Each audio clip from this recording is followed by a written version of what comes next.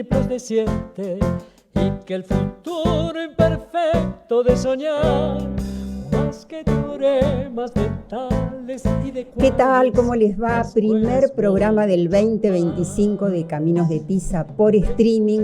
¿Ustedes están ahí? ¿Nos están viendo? Bueno, si no se suscribieron, suscríbanse, toquen la campanilla, porque así van a recibir también los contenidos que vamos a tener de aquí en más.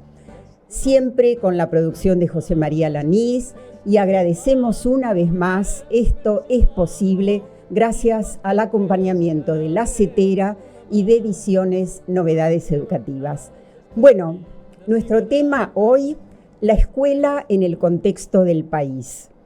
Flor de tema, porque nos preguntamos si es la escuela el lugar donde poner en interrogación, donde poner en debate algo de lo que está ocurriendo en el plano político, económico, social, cultural, educativo, o si la escuela tiene que mantenerse al margen.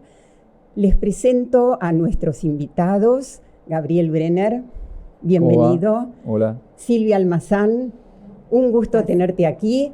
Y bueno, vamos a pensar entre los tres alrededor de esto.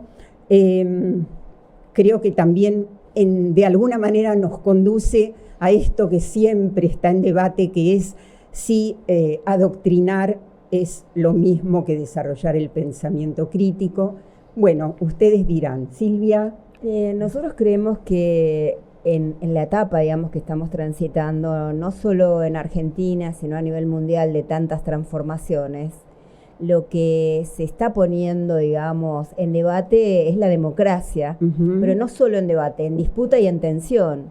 Y sectores de concepciones de derecha y extrema derecha lo que hacen es fragilizar, digamos, de alguna manera la institucionalidad democrática. Debilitarla, claro. Debilitarla, ponerla en cuestionamiento. No es una necesidad para los sectores más concentrados del capital a nivel mundial la continuidad de los procesos democráticos. De hecho, intentan alterarlos, y lo hemos vivido en América Latina, con diferentes formatos organizativos. Y por lo tanto esto atraviesa los debates sociales, las formas de organización de la sociedad y también las institucionalidades de la democracia, y entre ellos a la escuela.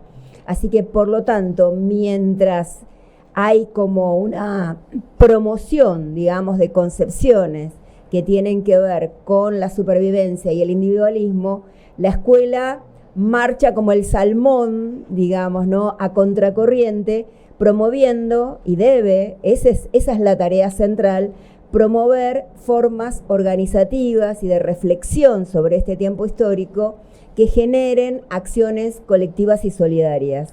Sí. Lo que no podemos es naturalizar las consecuencias de este capitalismo, de grandes desigualdades, claro, y naturalizarlas. Y esa es el punto o la variable por la que ponen en cuestionamiento la enseñanza en el marco de la educación pública, de una educación pública que además debe ser democrática, ¿no? Sí, este concepto de democracia lo dejamos en suspenso porque lo vamos a retomar seguro. Gabriel. En principio, placer de estar compartiendo con Silvia este espacio y de volver a verte a vos, Mirta, acá. Hace poco leía que era aniversario del nacimiento de María Elena Walsh, que vos tanto querés, y yo pensaba en Caminos de Tiza como en La Cigarra. Así que eso es un buen dato. Renaciendo. Muy bien, es un primer término. Sumando y acordando con las cuestiones o las coordenadas que plantea Silvia, yo creo que, y no es porque sea hoy así, la escuela está siempre en disputa. Y creo que eso hay que poder entenderlo en clave política, pero también didáctica y pedagógica. ¿Y qué significa que está en disputa? Que en la escuela, igual que por fuera de ella, se disputan modos de estar en este mundo. Se disputa aquello que tiene que ver con pensar la escuela como un derecho o pensar la escuela como un mero servicio. Pensar el conocimiento como un modo de ser más libre con los demás, o pensar el conocimiento como una mercancía, casi como algo que se compra en el kiosco de la esquina. Entonces, me parece que también en estos tiempos es clave, digamos, subrayar cosas que parecían obvias. Por ejemplo, que la escuela es un lugar clave para aprender democracia. O dicho de otra manera, quizás está bueno en estos momentos decir que la escuela es un lugar quizás para hacer más democrática esta democracia. Y ejercer la democracia, ejercitar la democracia al interior de la escuela. Por supuesto. Exacto. Que la escuela no es un lugar en la que uno va a ensayar, la escuela es un lugar en la que uno vive. Digo, porque también la escuela no es un lugar para hacer cosas que sirven para después. No, hay que responderle a los docentes por su condición salarial hoy y hay que responderle a los pibes de 4º grado lo que preguntan hoy para esta tarde. No es que la escuela es simplemente una inversión para el futuro. La escuela también es resolverle la vida a los que la están transitando. O sea que, por ejemplo, la Constitución pasa a ser de lectura más que nunca. Yo creo que la Constitución siempre tiene que ser una lectura, por más que uno pueda interpretarla. Pero vos decís la Constitución, y yo pienso en la escuela y digo, quizás la escuela, que es un lugar en la que los chicos, también las familias, van a buscar respuestas, capaz también, y está bueno decirlo acá, empezando un año, que la escuela es un lugar no solo para que nos den respuestas, sino para hacernos preguntas. Pero quizás para hacernos preguntas de esas que no traen respuestas de antemano. Digo, en la escuela lo bueno es conocer el mundo, ¿no? Porque es una manera de conocer el mundo. Salir de la escuela en una sala de nivel inicial o en un grado de la primaria, porque no en la secundaria, pero pongamos salir a caminar por el barrio, ¿no? Salir a caminar por cualquier barrio, por ejemplo, de nuestro conurbano o de la Ciudad de Buenos Aires. Yo vivo en la Ciudad de Buenos Aires. Y capaz simplemente hacernos preguntas, ¿no? ¿Por qué duerme tanta gente en la calle? No, es una pregunta de lo que estoy viendo.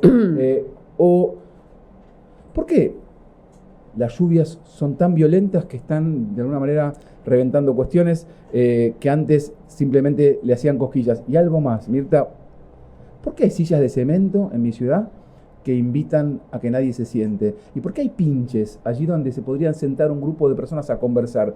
¿Por qué la arquitectura, de la mano de la política, desalientan a juntarse con los otros? O peor, a pensar que el otro es un enemigo o una amenaza antes que un posible conciudadano. Entonces, en la escuela también puede hacerse preguntas que tengan que ver con esto. Hablo de recorrer el barrio porque vos conocés muy bien el diseño curricular de primaria, por ejemplo, ¿no? Digo, para decir algunas cosas. Claro, lo que no puede darse es la lectura de la Constitución aislada de la lectura de la realidad. Exactamente, Creo pero para eso, justamente, yo creo que todas las disciplinas están comprometidas hoy con hacer una lectura de la realidad. Exactamente. Y que más que nunca el conocimiento escolar no es en sí mismo, es para transformar la realidad. Por ejemplo, lo que pasa con el barrio, por ejemplo, el poder tener una actitud más participativa, que empieza por la información y el interés por el otro, por lo que está sucediendo. Cuando decimos que las disciplinas están comprometidas, creo que esto de cómo funciona una democracia, por ejemplo, que forma parte de los contenidos de formación ética y ciudadana, bueno, pasa a tener una vigencia total en este momento. Exacto. También cómo construimos, digamos, los procesos democráticos para apropiarnos de los conocimientos, porque tiene que ver con la construcción de los proyectos institucionales. Por eso digo que la lectura sola de la normativa que me protege, sin la construcción de un análisis crítico de esa normativa, pero también puesta en movimiento en la escuela. Dicen que el diseño curricular es una carta de derechos. Por lo tanto, que me deben habilitar para ser ciudadano, ciudadana o ciudadane. Por lo tanto, tengo que ponerla en movimiento dentro de la escuela, y esa es una construcción que debe hacerse de manera colectiva, con tiempos y espacios para el debate de los docentes, con tiempos y espacios para participación de las comunidades, con tiempos y espacios y formas organizativas para las y les estudiantes. Y la verdad que eso, donde se da, que hay experiencias maravillosas desde el nivel inicial hasta la educación superior, lo que hacen es transformar la vida cotidiana del barrio, porque hay una convocatoria al territorio a ser parte de lo que la escuela está planteando. Y lo que pasa es que hay una respuesta en ese sentido masiva de participación. Lo hemos visto, escuelas pobladas de estudiantes y pobladas de comunidades. También tenemos las otras versiones donde estas cuestiones acontecen a medio camino. Creemos que lo que hay que generar, y acá yo quiero traer un documento que realizó, digamos, el Alto Comisionado de Naciones Unidas, que tiene que ver con la transformación de la profesión docente, que significa que para que todas estas cuestiones que muchas veces se enuncian como vinculadas a procesos educativos de calidad, requieren también de inversión, requieren de condiciones materiales y requieren de condiciones simbólicas.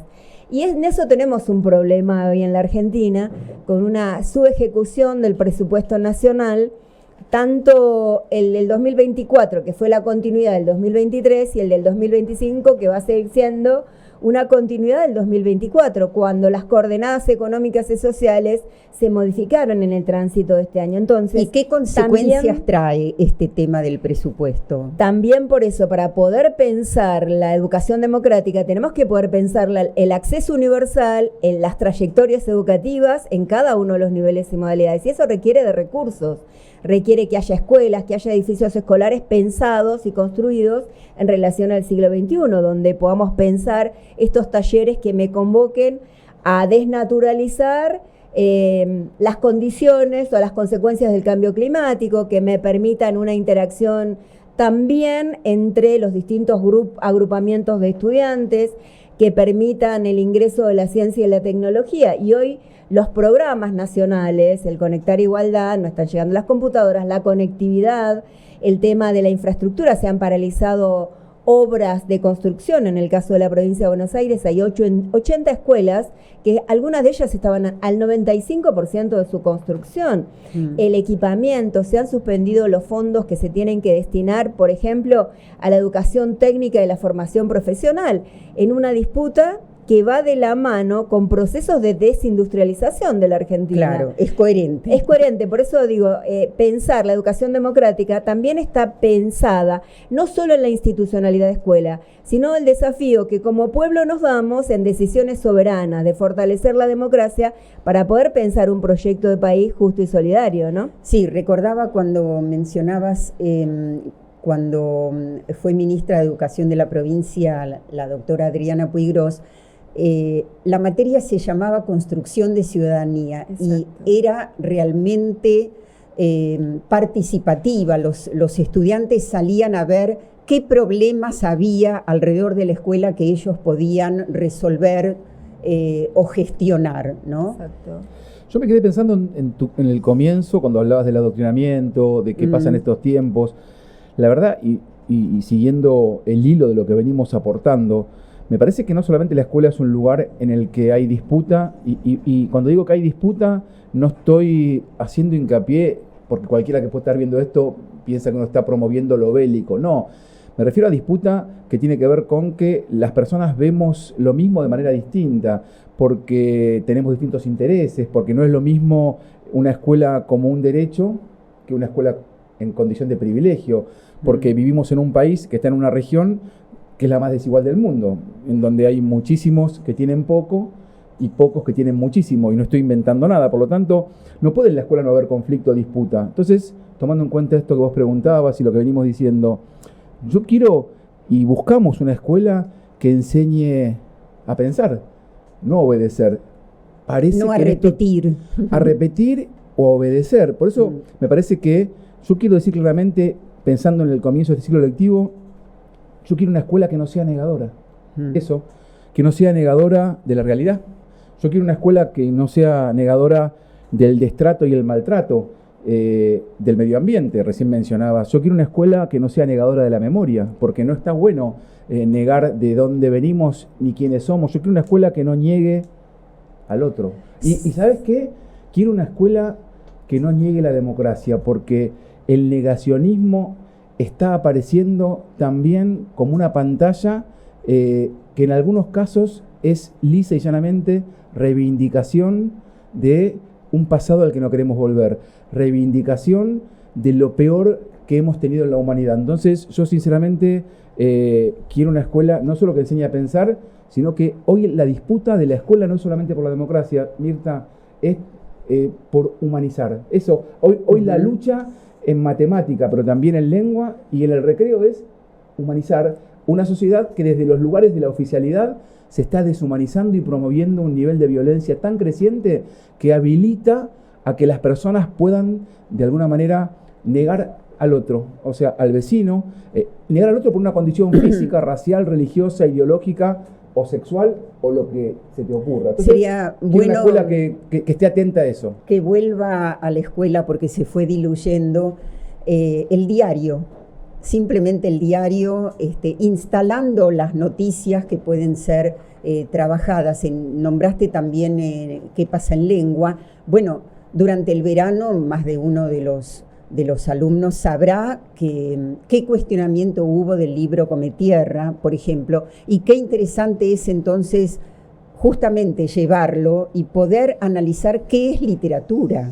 Precisamente ese es el punto, yo creo que el punto de la crítica en la que se instala que hay adoctrinamiento en las escuelas tiene que ver con esto de la circulación de la pluralidad de pensamientos, de la pluralidad de miradas, que es la que nosotros promovemos, porque todos los libros circulan por la escuela, desde Come Tierra hasta los libros de fines del siglo XIX, del siglo XX, porque hemos leído el Archipreste de Ita, claro. Y uno tal vez pensaba qué sentido tiene, pero tiene que ver con el acceso a una cultura universal, que es el objetivo fundamental de la escuela.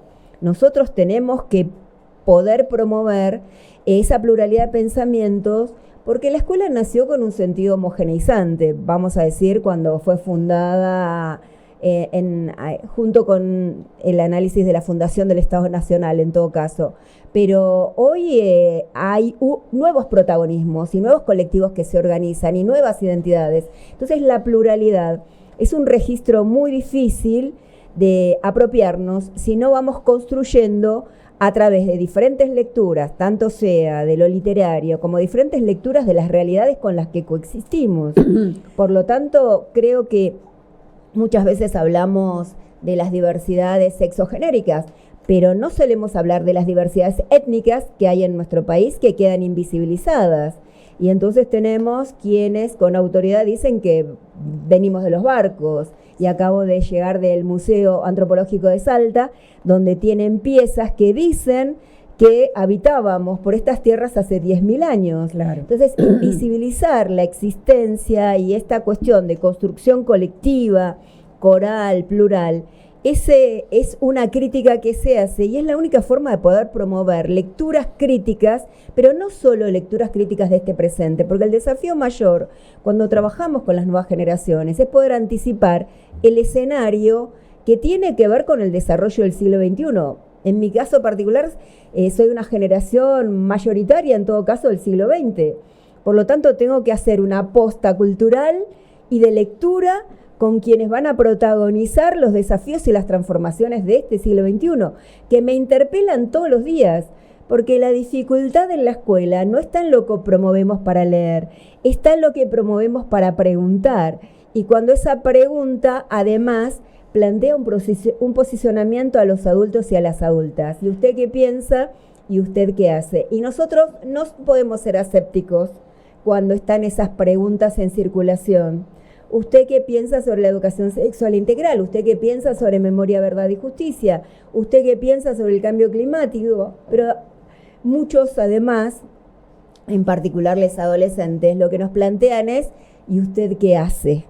¿No? Bueno, las dos cosas, porque se hace también a partir de haber pensado, ¿no? Pero creo que es fundamental, que es justamente el lugar de la escuela, el de habilitar la palabra y el pensamiento de todos. Vos hablabas hablábamos del negacionismo, y efectivamente sabemos que hay muchos docentes que pasan por largo, como se diría, les pasa de largo la efemérides del 24 de marzo. Bueno, esto sucede también. Sí. Entonces, ¿cómo ayudarlos? Porque puede haber miedos, puede haber prejuicios, pero hoy más que nunca es importante que esté presente en la escuela. Antes Silvia mencionó algo que creo que vuelve a ser relevante para empezar a responder esto que acabas de decir. Y ella hablaba del diseño curricular. El diseño curricular en todas las jurisdicciones de la República Argentina es la norma pública que orienta aquello que debe enseñarse. Y curiosamente, a pesar de distintos colores de gobierno político, en todas ellas hay una clara posición respecto de la condena de lo que fue la dictadura militar y de reivindicar de manera imperiosa la democracia. Entonces, me parece que hay que también entender que el diseño curricular ampara, de alguna manera es un marco de regulación que habilita a que los docentes puedan enseñar esto en la escuela. Eso me resulta que es una primer parte de esta respuesta. Ahora, luego vuelvo a decir lo que dije antes, disputa. Mirta, es un campo de disputa. No creer que uno tiene la verdad, saber que en la sociedad hay muchos modos de interpretar, pero también tener mucha claridad de que no estamos haciendo de alguna manera una libre interpretación de lo que ocurrió. Hay documentación. No solo eso, fue condenado y juzgado como delito de lesa humanidad. No es que estamos hablando de un delito común, estamos hablando, la dictadura en la Argentina tiene la misma estatura respecto de la condena de lo que fue el Holocausto en el siglo pasado, producido por los nazis, a propósito de un momento en el que resurgen palabras y reivindicaciones a lo más miserable y a lo más peligroso que tuvo la humanidad, como fue el Holocausto. Por eso me parece que el Holocausto es algo totalmente vinculable a lo que ocurrió en la dictadura argentina.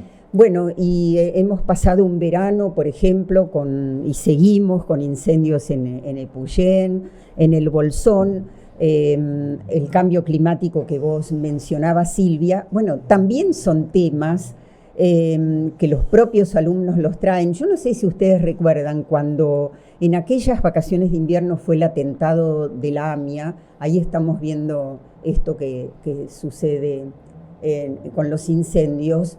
Cuando fue el atentado del AMIA en el año 94 y volvieron de las vacaciones de invierno, muchísimos directores pidieron un minuto de silencio, se refirieron al tema y se refirieron al tema con autonomía, no esperaron que bajara ninguna directiva de ningún lado. Yo creo que es importantísimo recuperar esa autonomía. Sí, creo que es parte del desafío de seguir fortaleciendo las prácticas democráticas en la escuela y también fortalecer la condición de constructor de conocimientos que tenemos los trabajadores y trabajadoras de la educación, porque lo que promovemos en la escuela tiene que ver con las concepciones de las que también tenemos convicciones. Somos parte de todos estos movimientos históricos que han venido generando nuevos pisos de derechos y que hoy tienen presencia activa, porque a veces hablamos de la educación solo vinculada a las niñeces, pero trabajamos con adultos, con adultas, con jóvenes que transitan la vida, a veces en condiciones de mucha desfavorabilidad, y que la escuela es como un espacio para poder pensar futuro en este presente, y ese es el desafío fundamental. Entonces, poder analizar cuáles son las consecuencias del cambio climático a nivel mundial y también desafiarnos a pensar de qué manera lo modificamos, de qué manera la intervención del hombre no termina transformando en un proceso de explotación tan importante como se viene dando en consecuencias que generan migraciones. Tenemos grandes migraciones a nivel mundial, tenemos grandes devastaciones mundiales, todo lo que pasó con el Amazonas.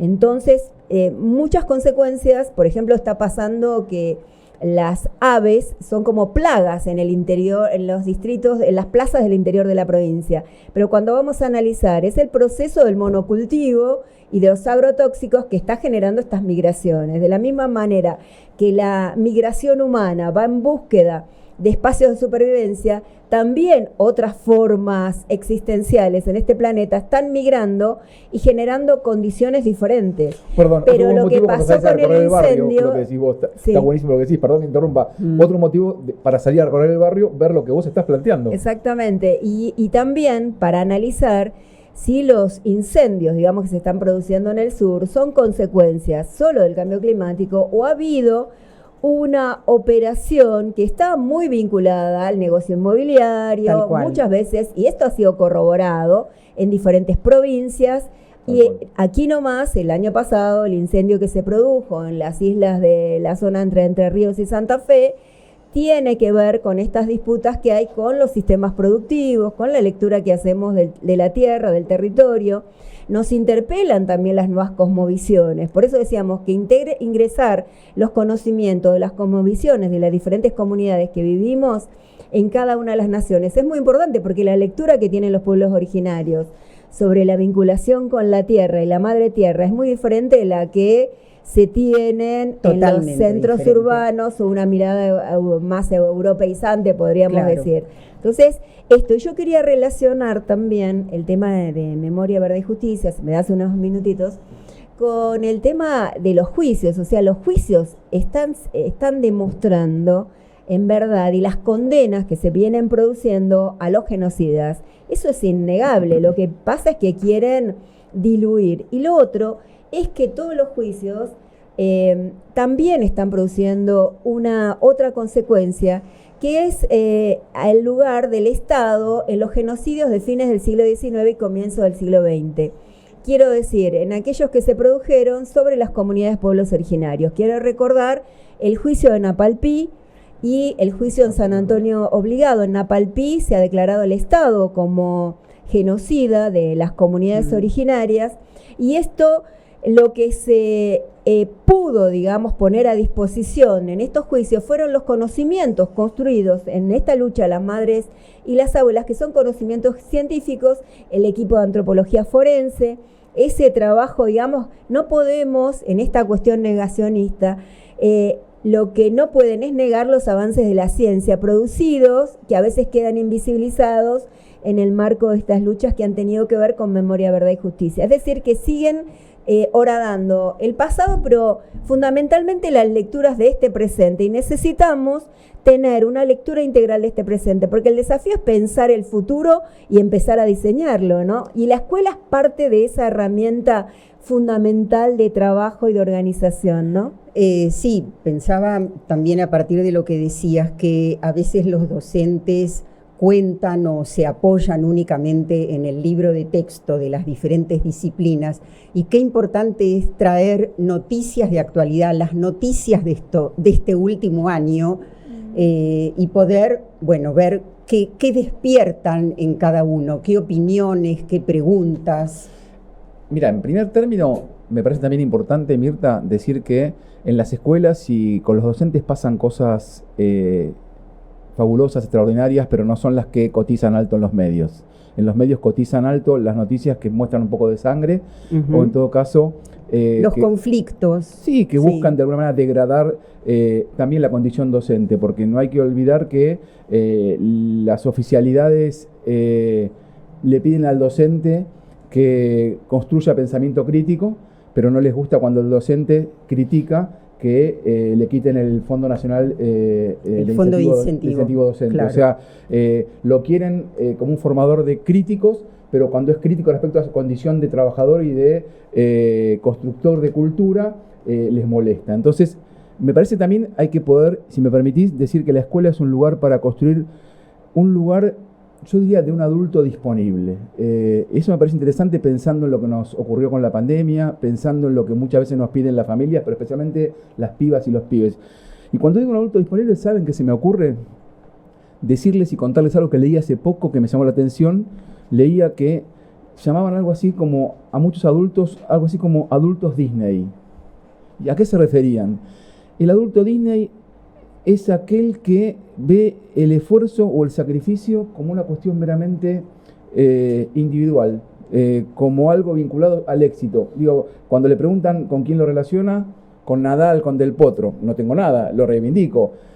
Pero justamente lo interesante es poder ver que no lo asocian al sacrificio o al esfuerzo con, y vos antes mencionaste, no sé si fuiste vos, con, por ejemplo, Dolores Reyes, que escribió Come Tierras, pero está bueno que la gente se entere que Dolores Reyes tiene 6 o 7 hijos y que trabaja 2 turnos en una escuela del conurbano. Entonces, es maestra, después fue secretaria. Entonces, Mirta, ¿no está bueno también pensar que el sacrificio o el esfuerzo, antes de vincularlo con un deportista de élite individual del deporte de alto rendimiento, podemos pensarlo para una docente que tiene doble turno y que banca sola 7 pibes? O un pibe que, recién hablábamos, que en el norte profundo, de alguna manera, logra terminar la escuela primaria en una familia, ni hablar pasar a la secundaria y soñar con la universidad en una familia que de lejos miraron la universidad. Entonces, bueno, el trabajo que hace en el norte también el MOCASE, que es extraordinario, por ¿no? eso es que lo que quiero decir es que está bueno pensar la escuela, no solamente para hacer nuevas preguntas o preguntas que en general suelen ser incómodas, sino también para pensar un modelo de sociedad que de alguna manera ponga en disputa, por eso yo decía de alguna manera con cierta ironía, la forma de entender el sacrificio y el esfuerzo. Por supuesto que es muy importante para crecer y para aprender, pero muchas veces se lo asocia, repito, al éxito y a algo individual. Por eso es que me parecía bueno traer el nombre de esta autora, justamente hablando del tema del adoctrinamiento, de un libro maravilloso en el que se toma una parte por el todo y se descalifica lo mismo que se hace con la ESI. Se la trata hoy de la dictadura de género. Entonces, lo que se intenta con esto es, no se intenta, se logra, y con los medios a favor, confundir. Cuando estamos hablando de la política de Estado, quizás más importante en torno al cuidado, en clave educativa. Entonces, me parece que estas cosas, y tu programa ayuda en ese sentido, pero los programas en general no, está bueno poder discutirlas cuando está por empezar el ciclo lectivo. Ahí estamos viendo Cometierra, que además, realmente hay que ver si lo que molesta no es cómo se narra ahí las condiciones de vida de muchos adolescentes, de todas las familias del conurbano, y el desamparo, y cómo pensaba ejercitar la democracia en las escuelas, vos hacías referencia, incluye también ejercitar la solidaridad, que la escuela en esta etapa se pueda fortalecer como comunidad. Exacto. No, yo quería traer también que el ataque a Cometierra, digamos, también fue el ataque a una generación de escritores y escritoras que toman muchas cuestiones de lectura de este tiempo histórico y de este presente, y a su vez con lecturas actualizadas vinculadas a derecho, porque yo pensaba que también está Gabriela Cabezón Cámara, las autoras de la China Airos, exactamente, Aurora Venturini, Selva Almada, la de Sol Fantín. Bueno, digo que traen desde ciertas escenas ficcionadas muchos hechos de la realidad, como vos bien decías, ¿no? De las luchas que se vienen dando cotidianamente. Y la escuela esto lo expresa, y en acciones solidarias, porque creo que nosotros nos remitimos muchas veces a la pandemia y a la presencia de acciones solidarias que hubieron de manera conjunta entre la escuela y las familias y las comunidades, aún en las condiciones más alejadas y más desfavorecidas. Pero yo creo que algo que queda invisibilizado, como decías, Gabriel, son esos proyectos que se desarrollan muchas veces tratando de transformar su propia cotidianeidad. Recuerdo la técnica 2 de Florencio Varela, el municipio promovió el parcelamiento de una fracción de tierra para la organización de viviendas comunitarias y sociales a través de cooperativas. Y la escuela técnica diseñó el barrio tratando de conocer las realidades de esas comunidades y de ese territorio, pensando energías alternativas, pensando espacios colectivos para ese barrio, y la conducción de todo ese proceso fue de la confluencia de carreras, de orientación bioquímica, de orientación de maestro mayor de obras, y la coordinación era de una estudiante de 17 años. Bueno, las escuelas técnicas en este sentido me parece que tienen más claras estas posibilidades de actuar en el territorio. Y construyen conocimiento que incluso a veces los ámbitos de las empresas privadas no lo han desarrollado. Podría mencionar cientos que se producen en escuelas técnicas, escuelas agrarias, en los espacios de formación profesional, también en las escuelas secundarias con las diferentes orientaciones. Pero las escuelas primarias tienen proyectos vinculados a la educación ambiental. Hay que recordar que la Ley de Educación Ambiental Integral sigue vigente y que propone precisamente estas lecturas territoriales y solidarias, pero no solo propone la lectura, propone que la escuela genere con la comunidad y con sus estudiantes formas organizativas para modificar esas realidades. Ahora, frente a la situación que estamos atravesando de crisis económica, que por supuesto golpea mucho más a los sectores más vulnerables, me parece que es necesario que la escuela, los docentes, puedan garantizar más que nunca la permanencia, que el riesgo de la deserción vuelve a estar presente.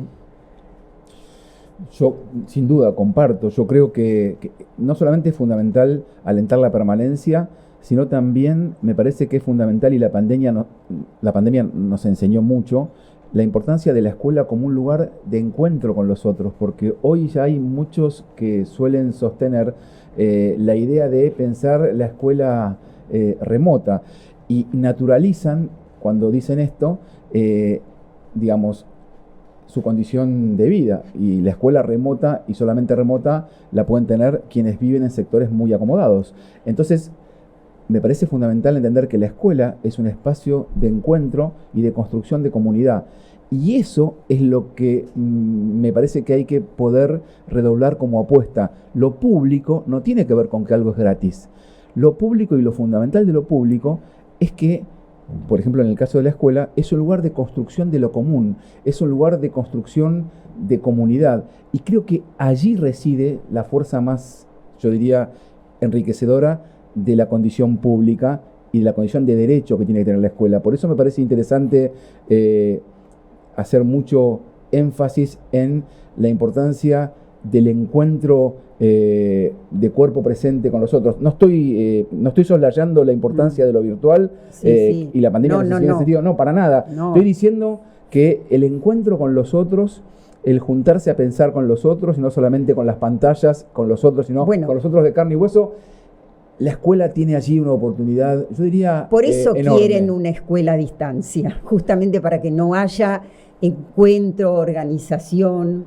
El capitalismo de plataforma tiene que ver también con la lamentable uberización de las condiciones de vida, no solamente en el trabajo, sino también en las maneras de pensar en el aula. Por eso me parece interesante, cuando está por empezar el ciclo lectivo, tener cuidado con que te venden luces de colores con las pantallas, pero están proponiendo una especie de feudocapitalismo, o sea, volver a algunas relaciones sociales que estaban de alguna manera o eran legítimas previas al capitalismo. Entonces, cuando hay un alto funcionario que en vez de alentar que un chico vaya a la escuela, justifica que ese chico trabaje en el taller de su padre, o ni siquiera de su padre, del patrón, lo que está haciendo es, digamos, un retroceso en la historia, pero no en la Argentina, en la historia de la humanidad, porque la escuela es el lugar donde tienen que estar los pibes. Y negando un derecho también. Por eso digo, me parece interesante, cuando haces esta pregunta, que el espacio de encuentro es un espacio de encuentro que tiene que ver también con un espacio de encuentro en el marco del derecho, un espacio de encuentro en el marco de una escuela que sí es un lugar para disputar un futuro mejor. Y cuando digo un futuro mejor es un futuro más justo, un futuro más digno, un futuro para que nuestros pibes y pibas sean más felices, o por lo menos sean mejores que nosotros, que no supimos hacer demasiado bien muchas cosas. Bueno, autocrítica vendría ahí. Y yo digo, para ir cerrando, me gustaría que pensemos qué se necesita de los docentes en este momento. Sí, para lograr esta escuela que estamos haciendo referencia. Sí, yo pensaría primero qué necesitamos del Estado, ¿no? Me parece que la primera cuestión son las condiciones materiales y simbólicas para que se pueda producir acciones transformadoras en las escuelas. Porque la decisión política o la voluntad político-pedagógica de los docentes mayoritariamente está, pero a veces hay obstáculos insalvables. Nosotros queremos transformar la vida de cada estudiante. Queremos dejar una huella que le permita, ¿no?, en ese vínculo con la escuela y con el conocimiento, poder pensar que hay otros futuros que se pueden construir, diferente del que está transitando. Pero eso requiere, lo hacemos, pero creemos que en estos desafíos que tenemos en el siglo XXI, también se requiere, vuelvo a decir, del acceso a la tecnología, del acceso a la conectividad. Un número muy importante de nuestros niños y niñas no lo tienen. Atravesé el año pasado un pueblo, El Peñón, en Catamarca, 5.000 metros de altura, que gracias a la intervención del Estado, logró tener electricidad a las 24 horas a través de la energía con paneles solares. Por lo tanto, las computadoras y el Plan Conectar Igualdad estaban al acceso de esa escuela y unos edificios maravillosos, pero se requirió más política pública para que hubieran otros accesos a lecturas y conocimientos y a una interacción en este siglo. Por eso decimos, es muy importante que el financiamiento educativo nacional esté presente en todas las jurisdicciones de nuestro país. Las restricciones presupuestarias son un camino muy adverso que tienen que transitar las escuelas, porque implica una supervivencia con la comunidad si no hay una intervención de los estados provinciales. En mi caso, en la provincia de Buenos Aires, sigue manteniéndose una inversión muy importante del gobierno de la provincia de Buenos Aires, pero esto no acontece en el resto de las provincias, pero tampoco repara la ausencia de la inversión nacional. Y no luego de eso, es muy posible que no vaya a acontecer. Exactamente. Entonces, a partir de ahí, lo que nosotros decimos es la necesidad de estos tiempos y espacios para la reflexión y la formación. Porque así como hacemos una autocrítica que bien Gabriel traía sobre nuestra condición de adulto y lo que hemos logrado construir, también necesitamos poner en estas lecturas a disposición de los propios trabajadores y trabajadoras de la educación en su condición de adultos y adultas en este tiempo histórico y de las responsabilidades que tenemos, porque tenemos una doble responsabilidad. Somos educadores, pero además adultos y adultas que tenemos responsabilidades históricas sobre las generaciones subsiguientes. Por lo tanto, nuestra responsabilidad es promover precisamente esa circulación de conocimientos, esos trabajos, esas acciones solidarias, esa articulación con las comunidades a partir de los proyectos institucionales. Necesitamos formación, espacios de reflexión, nuevas formas organizativas de las instituciones educativas. Quiero traer acá las modificaciones que se están produciendo en la educación secundaria, que son muy debatidas por los docentes, y eso es muy importante, poner en debate lo instituido para poder pensar aquello que tenemos que transformar. Sí, y ser habilitados a hacer, y ser habilitados que somos productores de conocimiento. No solo somos ejecutores de las políticas que otros diseñan, también queremos ser parte protagónico de la construcción de esas políticas que se expresan en la escuela y en el aula, ¿no? Sí, digamos, es muy importante que a las escuelas sigan llegando las computadoras y los libros. Es dudoso que esto ocurra, y antes también de todo eso está el hambre. ¿Qué pasa con los comedores? ¿Qué se puede resolver comunitariamente mientras en forma paralela se exige que el Estado cumpla su función? Sí, hay dos cuestiones que están pasando. En algunas jurisdicciones, la inversión en las políticas de los comedores escolares, y esto es muy importante porque de alguna forma repara la condición de extrema vulnerabilidad en la que se encuentran, bueno, lo dicen los datos de los organismos internacionales, esto del 50-60% de niños y niñas debajo de la línea de pobreza. Pero también lo que se están produciendo son muchas acciones solidarias, espacios de ollas comunitarias en las que la escuela y los trabajadores y las trabajadoras de la educación intervienen, pero también intervienen los estudiantes. Los estudiantes, incluso de los institutos superiores de formación docente, están promoviendo acciones solidarias para que sus compañeros tengan continuidad en su trayectoria educativa. De alguna forma, mira, experiencias de subes solidarias, experiencias de algún tipo de infusión, porque a veces tienen que priorizar, si trabajan, estudian, compran los libros, compran las fotocopias, compran los cuadernos, y en todo caso que tratar de ir resolviendo desde la propia escuela formas organizativas para garantizar esa continuidad. Eso lo hace la escuela. De hecho, han reaparecido los roperos escolares. Nos habíamos olvidado en el marco de políticas donde el Estado Nacional garantizaba salario y trabajo para las familias, o programas sociales para dar cobertura, y estos están reapareciendo en todo el país. Por eso decir, bueno, la escuela va a seguir generando acciones solidarias, pero nosotros tenemos claro que quien tiene la responsabilidad principal, y lo dicen los organismos internacionales, es los gobiernos que administran los estados nacionales, ¿no? Bueno, o sea, exigir. De despedida, Gabriel, antes que retomo tu pregunta, la bibliografía. Mira, yo cuando pienso en los docentes y en las docentes, yo lo que diría como primer, lo que me motiva a conversar y a discutir es no aceptar lo habitual como cosa natural. diría que eso es clave. Me parece que es clave para las docentes y los docentes luchar en estos tiempos por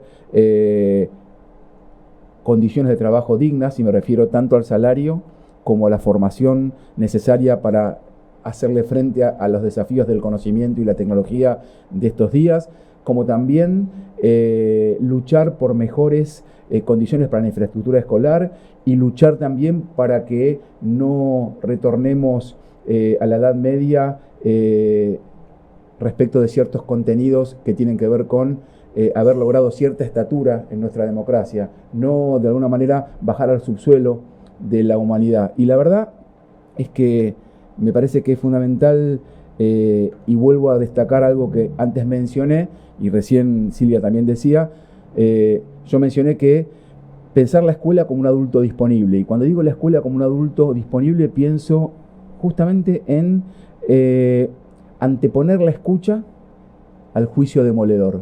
Y me parece que eso es lo que le hace mucho bien a nuestras pibas, a nuestros pibes, y también a las familias. Entonces, y cuando digo eso también lo pienso respecto de la relación entre el gobierno y los docentes.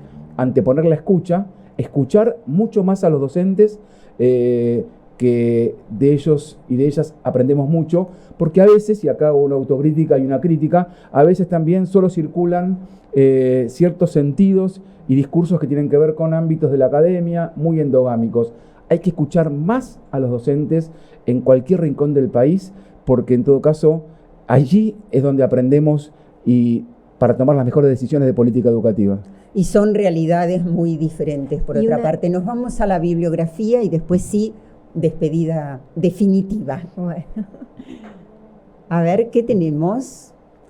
Bueno, Huellas de la Educación Popular en la Escuela Pública, es un libro que salió hace poquito, de Suteba junto con Noveduc. Nos vamos a referir después puntualmente a este libro. Nos vamos a otros dos, dar la palabra, tomar la palabra, la formación de una ciudadanía crítica. ¿Nos querés comentar algo, Gabriel, de este libro? Bueno, un poco junto con Gustavo Gali. Sí, lo enlazo con algo de lo que recién planteaba Silvia. Está pensado el libro fundamentalmente como una conversación con las docentes y con los docentes de la Escuela Secundaria Argentina, para justamente pensar los desafíos de la escuela en relación tanto a quienes son estudiantes como también a qué significa esto que antes hablábamos, ¿no? Practicar y construir democracia. Bien. Y hay una propuesta más, me parece, ¿sí? Ahí viene. Pedagogía en imágenes, este es un libro, trazos y palabras para hacer escuela, con ilustraciones de Laura Jaite. Hermosísimas ilustraciones en tiempos en que no solamente circula la palabra escrita, sino también la fuerza de la imagen. Son hermosas ilustraciones de Laura Jaite, y yo tuve también ahí el honor de ser parte de un grupo de quienes combinamos algunas escrituras, particularmente en mi caso, y siendo un tema creo que es muy clave, recupero algunas cosas para pensar qué nos pasó durante y después de la pandemia. Y la verdad que recomiendo seguir las ilustraciones de Laura porque son bellísimas. Bueno, ahora sí, de despedida, cortito ambos. Gabriel. Yo volvería a reiterar lo que recién planteaba. Creo que la escuela es un ámbito estratégico para construir ciudadanía democrática, pero en estos tiempos que la democracia parece de repostería o que está tan amenazada, creo que la escuela es un lugar, como tantos otros, para hacer la democracia más democrática. Y creo que hay mucho para recorrer, pero fundamentalmente vuelvo a decir lo que recién dije. Escuchemos más a los docentes antes de levantar el dedo y decir lo que tienen que hacer. Creo que hay que aprender mucho antes de querer solamente enseñar. Bien. Silvia. No, que en este inicio, digamos, o en el transcurso de este ciclo lectivo, nosotros vamos a ratificar, hay una historia de lucha y de construcción de la educación pública en la Argentina, que hemos protagonizado las comunidades, pero también fuertemente los trabajadores y trabajadoras de la educación, cuando lo que se intenta es precisamente modificar esa condición de lo público, de la educación, creo que lo ratificamos todos los días cuando abrimos la puerta de las escuelas, todos los días cuando abrimos la puerta del aula y nos desafiamos en la enseñanza, en promover la circulación de conocimientos con la mayor pluralidad posible, pero más que nada que se atrevan y se desafíen nuestros y nuestras estudiantes a tomar la palabra, a generar una acción y a construir y a concretar un sueño. Creo que la escuela está muy vinculada con los sueños del presente y del futuro. Y en ese sentido vamos a seguir batallando. No va a haber posibilidad que haya marcha atrás. Habrá muchas marchas seguramente, pero será siempre caminando, recorriendo este presente con fortaleza, vuelvo a decir, hacia el futuro.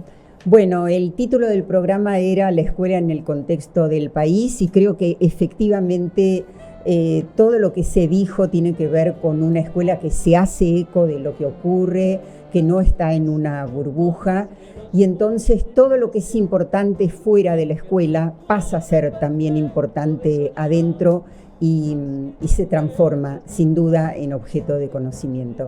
Gracias, Gabriel Brenner, Silvia Almazán. A ustedes, hasta la próxima. Es mucho más que decir sujeto simple o superficie de un mapa desigual. Es mucho más que la historia interrogada